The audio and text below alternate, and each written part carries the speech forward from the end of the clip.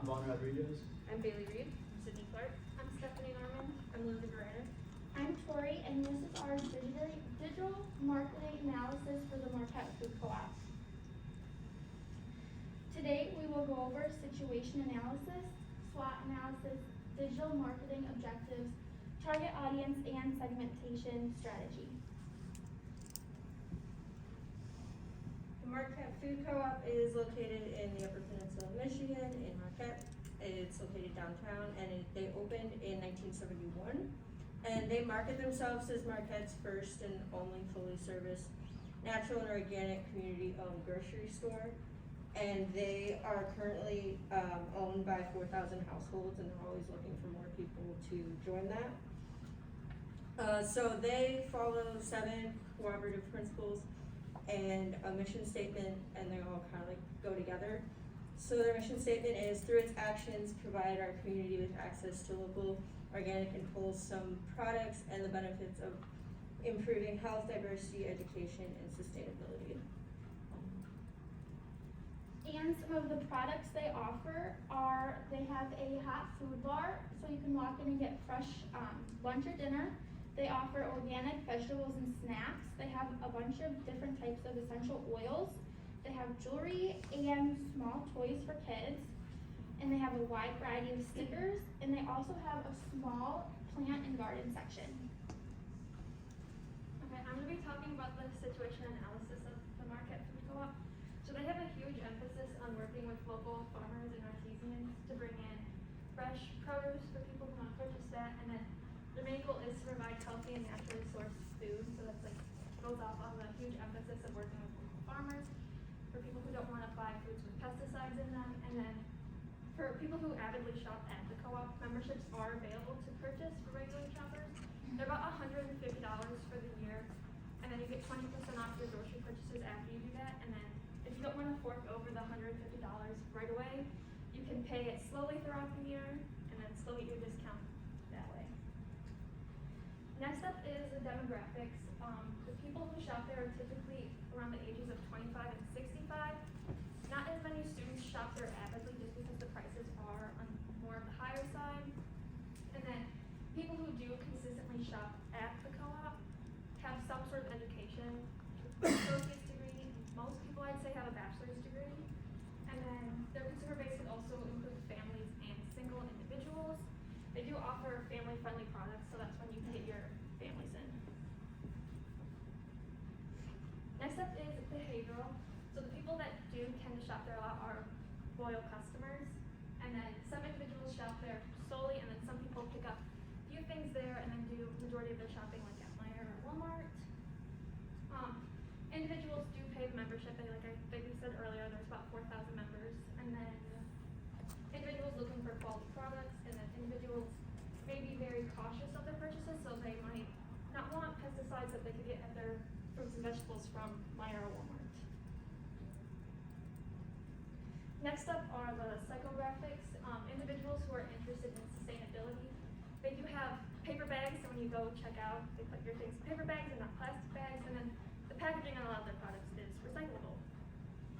Holistic and active individuals who value their health, people who tend to like to work out, exercise a lot, tend to shop there because they want to put good things into their body because they're trying to get good things out of their body. And then community-minded individuals, people who love to support and help the community. They like to shop there because they want to put into the community what they want to get out of the community, and it's just a big community-oriented store. And then individuals with different health needs. So I have actually a gluten and dairy allergy, and so shopping there, it's a lot easier to shop there for me because there's a lot more products than when I go to Meijer or Walmart because they have a specific allergy-friendly section. And then individuals who garden, there's a plant section there, so you can buy plants and pots and soil. And then busy individuals can also shop there who might not grocery shop, but they can stop and grab lunch on their lunch break. And then the geographics, the only organic, natural, and locally grown grocery store in the greater Marquette area. We don't really have another one like this. And then the co-op will market obviously to the population of Marquette because that's where they're located. And they also will market to surrounding cities like Munising, Harvey, Ishpeming, Gagani, and Canava because people already make day trips in to Marquette, so just add the co-op to another stop. So, moving on to the SWOT analysis. So starting with their internal strengths, the Marquette Food Co-op, as we've already said, has been established for many years, since 1971, and that can be one of their strengths, is that they're well known in the community. The goal of the Marquette Co-op is to provide their community with access to local, organic, and wholesome products that benefit the health of its customers. The Marquette Co-op has many members and offers that ownership to the community, which in turn is nourishing the local economy. The co-op is also genuinely interested in improving and maintaining the health of their consumers by offering organic, whole food products. The co-op is extremely interested in sustainability and tries to use recyclable materials, as said before, whenever they can, and also gives back ugly food to different local community organizations.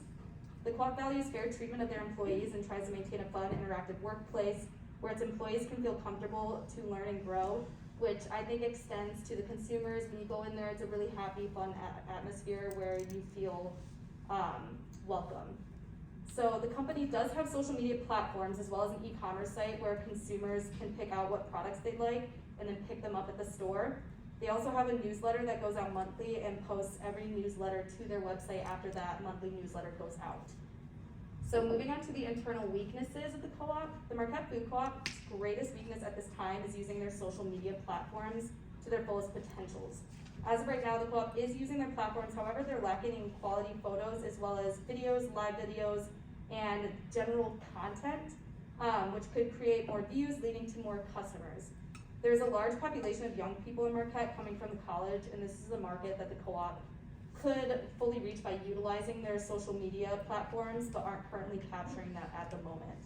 There are a lot of other opportunities throughout the purchase process at the co-op where they could be capturing more engagement, whether that be through email or social media involvement by possibly posting little pieces of paper throughout the store that have their social media platforms on them, and then a place for where they can sign up with their email. The co-op may not be using the proper social media tools as well, like Google AdWords, to track their metrics, and they may not be setting monthly goals. So moving on to the opportunities in the market. The opportunities for the Marquette Co-op is mainly targeting new, younger consumers through their digital platforms and engaging existing customers. There's a new social media platform to showcase these videos called TikTok that I'm sure we all know. That is an opportunity for the co-op to use. It's a fresh new way to show their products, how to use their products, and market to a new demographic. There are also opportunities to connect on a deeper level with consumers by possibly interviewing employees and various consumers with questions like, why do you love the co-op? As well as doing live cooking segments with local foods to help consumers feel more involved and engaged with the local business. There's a growing number of people who are interested in trying to implement more organic local foods, and that is a very big opportunity for the co-op to be aware of. And one of the biggest opportunities that the Marquette Co-op has is to help consumers not only feel more involved through the purchasing of their business, but also feel connected through the purchasing and consuming of local foods produced by local people. By educating consumers on why they should shop more organically and locally, they can slowly recruit more consumers from mass merchants like Walmart and Meijer. So as for the external threats in the market, currently the largest threat to the co-op is the mass merchants like Meijer and Walmart, where consumers can purchase everything they need at a lower cost. The co-op can't compete with prices like these mass merchants can, and they will have to gain consumers elsewhere by using digital media strategies. The value proposition of the Marquette Co-op is much different than Walmart or Meijer and is something that the co-op can use to their advantage. The opportunity to face this threat lies with the co-op driving home to consumers the value of their product for the consumer's overall well-being, as well as a way for them to participate in their community. These companies have brand equity and a very loyal customer base that the co-op will have to face in this market. So based on all the information provided by my teammates, as well as the SWOT analysis that was just given to you guys, we came up with 3 digital marketing objectives. The first one would be increasing brand awareness, the second one, increasing customer engagement, and the third one, increasing overall revenue. So for increasing overall brand awareness, we felt that the co-op has a really unique stance in the market right now in terms of competing against Meijer, Walmart, and Target. All of those places are large grocery stores and they hold a large market share, but the co-op is very specific in what it does and who it markets itself to. So by showing that personality that is the co-op on social media, we feel that a lot of people would take notice of that and turn their business to the co-op. We also felt that by showcasing their personality, they should develop and test new quality content on social media channels, whether it's on their Facebook, Instagram, on sites like TikTok and so on. We also felt, excuse me, I have a bit of a cough. We also felt that if they're posting shareable content, for the people that aren't necessarily following the co-op or liking it on Facebook, then they can see it. So if people are seeing stories or posts that are intriguing with like quality content, like the example below, they would share it to their friends, and the people who aren't following them can see that as well and take notice of the co-op. And this is also an example of one of their most successful posts, and this is just overall showcasing that personality that I was referring to. So secondly, for increasing brand engagement, we thought that the co-op should look more to promoting interactivity. And what I mean by that is promoting things like Instagram stories with polls, requesting reviews and feedback, asking people to click the link in their bio, maybe comment about their favorite foods from the Marquette and favorite things about the Marquette Food Co-op, and things like that. We also thought that they could create a content series that promotes shopping at the co-op by cooking with things that are found at the co-op, whether it's vegetables and all this other stuff. That way people can buy it, watch the video, and kind of play chef almost with things that you can get at the co-op with the co-op. Finally, as I mentioned earlier, we thought another way that people could get engaged with the co-op is kind of giving reviews and feedback via Instagram polls or surveys. Excuse me. And the final thing that we felt was a good objective for the Marquette Food Co-op would be to increase conversions on their e-commerce website, as well as just increasing overall revenue at the Marquette Food Co-op store.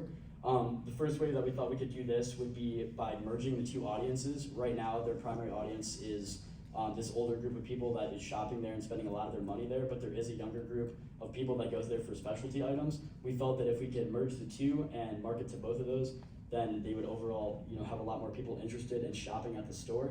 One of the ways that they could do this is by offering not only the membership that costs $150 a month or a year to be an owner, but also a student membership that might be a little bit cheaper, more affordable for college students. That way they're increasing their customer lifetime value, and they're also getting more shoppers to come into the store and become members. Another thing that we thought would be a great way to do this is by geo-tracking. So say that any one of you guys are going to Meijer, you get within 500 feet of the store. If you're already a member of their newsletter, you'll get an automatic advertisement with these weekly deals sent to your phone to maybe pull in more traffic to the Marquette Food Co-op. Another thing that I thought was a great opportunity for them would be to promote their online ordering and in-store pickup on their website and on their socials. A lot of other stores in the Marquette area offer this, and they promote it all the time. So if the Marquette Food Co-op could tap into this, people could realize that you don't just have to go to a big box store in order to use this feature. It's also offered at the co-op.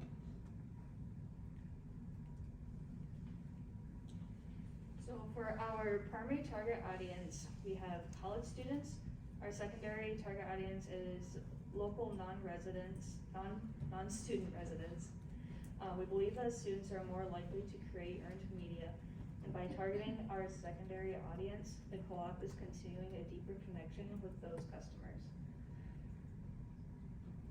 So our current target audience is middle-aged customers that have an estimated yearly income of $25,000. We have customers that are sustainably focused and care about the environment. These customers are loyal, but shop only a few times a week. The vast majority of the older audience is currently on Facebook, while the younger audience resides on Instagram. For our segmentation strategy, we'd like to eliminate the duplicate of posts, add stories and polls with questions, as said earlier, create a relationship between the store and customers, use higher quality photos, add interviews, and just be more consistent with their media. Thank you for listening. Do we have any questions?